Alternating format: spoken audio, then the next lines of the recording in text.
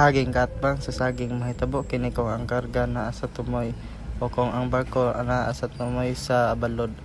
Ang tunga sa barko mulutaw o mualsa. Saging mahitabo kini kung ang barko mas bugat ang sa tunga kay sa tumoy. Ang tunga barko mulubog paubos. Rocking mahitabo kini tungod sa kusog nga pag-uyog sa barko sa dagat.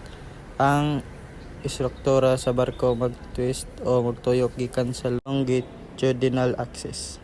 Torsional stress kini nga puwersa mamugna kung ang barko makasinati og puwersa nga magpatuyok niini kasagaran tungod sa dili parehas nga lihok sa balod support.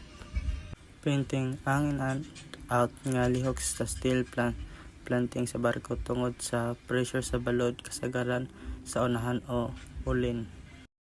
Pounding o slamming mahitabo sa dagkong balod kung ang atubangan sa barko musaka o unya mahagpok pag-ayo balik sa tubig.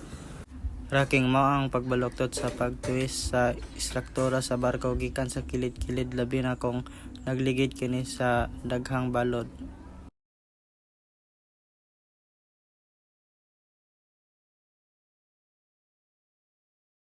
Torsion ang pagtuyok sa atubangan og likod sa barko sa magkaatbang nga direksyon. Common kini sa mga container ship nga dagko bukas ang leak.